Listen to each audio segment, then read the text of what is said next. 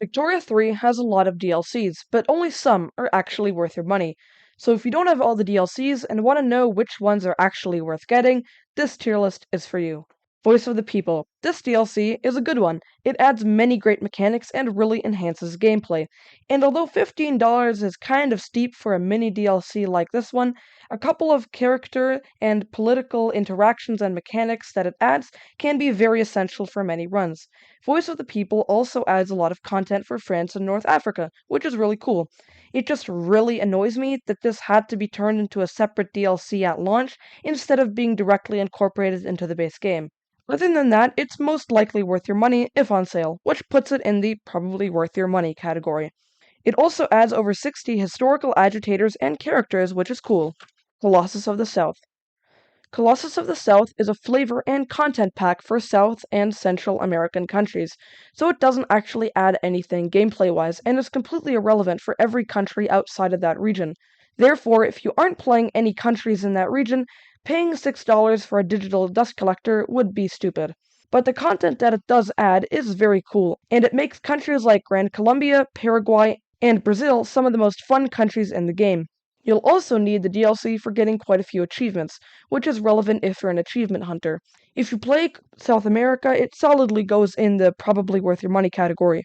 But since most players don't play South America that much, I'm going to put it in the category. Again, since the price is good, it really depends on the player. Spheres of Influence. Spheres of Influence was the first really major expansion to the game. It vastly expands upon the whole game's diplomatic system. The DLC adds the power block system to the game and gives it all the power block principles, and adds a ton of diplomatic actions as well. Spheres of Influence also adds interest group lobbies, foreign investment, and the leverage system.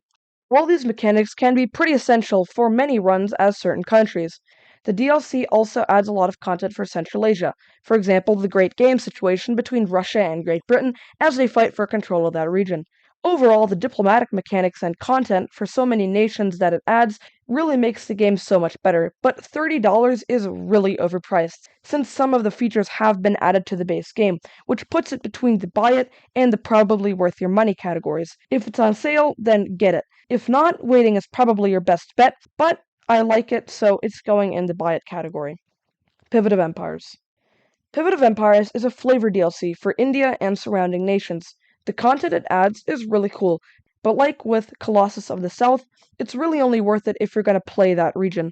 I personally think $10 is overpriced for a flavor pack, but I also like the content more than that of Colossus of the South that it adds. But since it is a little overpriced, it's going in the category. But if on sale, it goes in the probably worth your money category, especially if you play India. National Awakening. National Awakening is yet another content pack. This time, it's for Germany, Austria, the Balkan nations, Hungary, Croatia, Greece, and even a little bit for the USA. I really like this DLC. It vastly elaborates upon the Springtime of the Peoples, Gründerzeit, Balkan Wars, and Hungarian Revolution situations, which really makes so many countries in Europe feel really alive. From what it adds, you can, for example, actually form Byzantium as Greece with no mods, which is really cool, which I actually have a video on. Or you can also form Yugoslavia, which I also have a video on. Overall, this is an amazing flavor pack. Just the only thing holding it back from the you need this category is the fact that it's $20 for a flavor pack, which is just insane. If it also had some new mechanics, it would easily go in S tier, but alas, it goes in the buy it category. Yeah, so overall, just a very solid DLC that's so important if you're playing a lot in Europe. Iberian Twilight. Iberian Twilight is a content expansion for Portugal, Spain, and their former colonies in South America. It essentially revolves around a ton of content for Spain and Portugal, and also gives them a great way to reclaim their former colonies in a diplomatic fashion. It is also to be mentioned that it adds the Spanish Civil War situation to the game. No, not that Spanish Civil War. Yes, that one. With Carlos Spain and normal Spain fighting for control of Iberia. The DLC also adds the Cultural Commonwealth power block type to the game, which is pretty awesome. Overall, cool flavor pack, but like with Colossus of the South or Pivot of Empires, it's really only worth it if you're going to play those nations.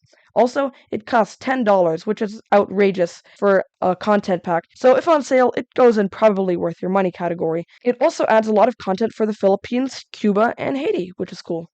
Music packs. Victoria 3 has 2 music packs. Those are Songs of the Homeland and Melodies of the Masses. Both cost $5 each. For a music pack! I mean, that's just highway robbery. Like, don't get me wrong, the songs are bangers, but the price is insane. And since most players don't even have music switched on, it would be yet another digital dust collector in your Steam library. You can also just listen to the soundtracks on YouTube. This easily goes in the please don't buy this category. Charters of Commerce. And finally, we've gotten to Charters of Commerce. This is by far the best DLC in the whole game. It completely revamps large parts of the economy and company system by adding company charters, company colonization, and the entire diplomatic treaty system and prestige goods. And most importantly, it completely changes the trade system to the point where it's actually good, realistic, and logical to use, like in real life. Some of the ways that it achieves this is by adding the world market, company monopolies, and a refurbished internal trade system.